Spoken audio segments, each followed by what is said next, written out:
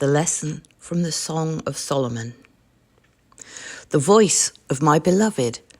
Look, he comes leaping upon the mountains, bounding over the hills.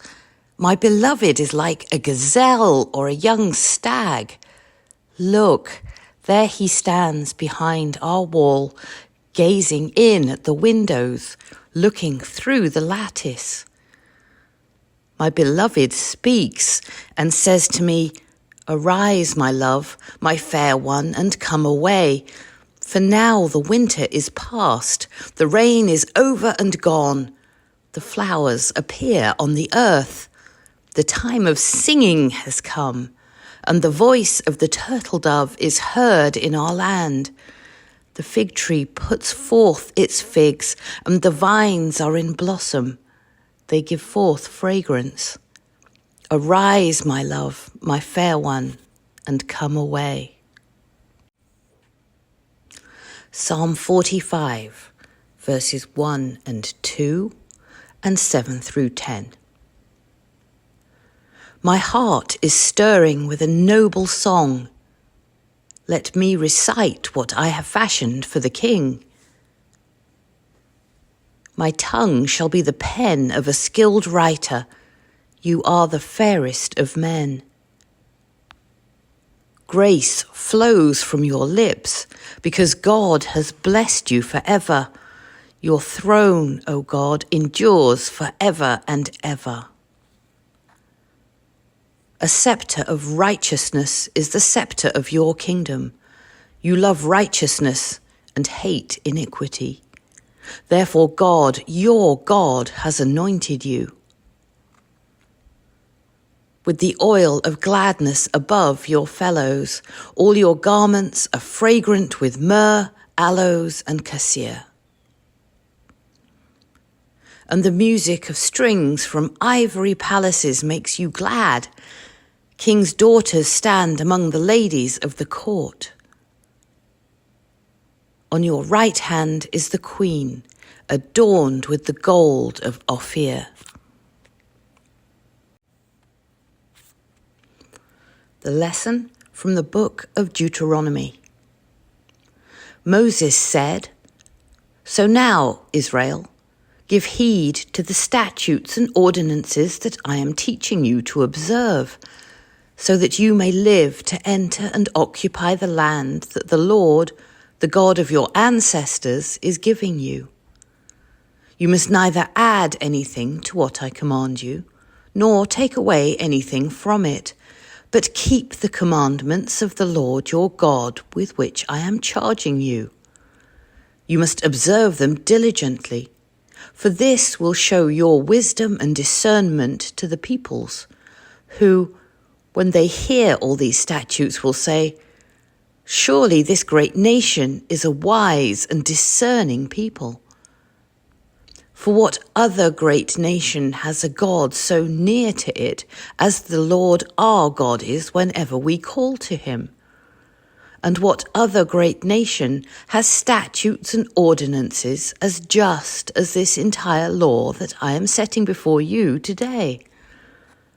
But take care and watch yourselves closely, so as neither to forget the things that your eyes have seen, nor to let them slip from your mind all the days of your life. Make them known to your children and your children's children. Psalm 15. Lord, who may dwell in your tabernacle?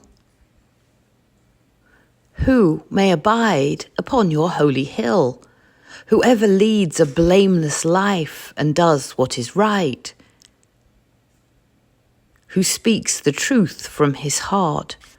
There is no guile upon his tongue. He does no evil to his friend. He does not heap contempt upon his neighbor. In his sight the wicked is rejected, but he honors those who fear the Lord. He has sworn to do no wrong and does not take back his word. He does not give his money in hope of gain. nor does he take a bribe against the innocent. Whoever does these things shall never be overthrown. The epistle from the letter of James. Every generous act of giving, with every perfect gift, is from above, coming down from the Father of lights, with whom there is no variation or shadow due to change. In fulfillment of his own purpose, he gave us birth by the word of truth, so that we would become a kind of first fruits of his creatures. You must understand this, my beloved. Let everyone be quick to listen, slow to speak, slow to anger.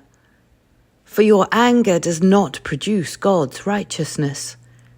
Therefore rid yourselves of all sordidness and rank growth of wickedness, and welcome with meekness the implanted word that has the power to save your souls.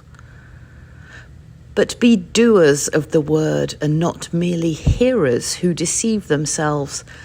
For if any are hearers of the word and not doers, they are like those who look at themselves in a mirror. For they look at themselves and, on going away, immediately forget what they were like. But those who look into the perfect law, the law of liberty and perseverance, being not hearers who forget, but doers who act, they will be blessed in their doing. If any think they are religious and do not bridle their tongues but deceive their hearts, their religion is worthless. Religion that is pure and undefiled before God the Father is this: to care for orphans and widows in their distress, and to keep oneself unstained by the world. The Gospel according to Mark. When the Pharisees and some of the scribes who had come from Jerusalem gathered around him, they noticed that some of his disciples were eating with defiled hands, that is, without washing them. For the Pharisees and all the Jews do not eat unless they thoroughly wash their hands, thus observing the traditions of their elders. And they do not eat anything from the market unless they wash it.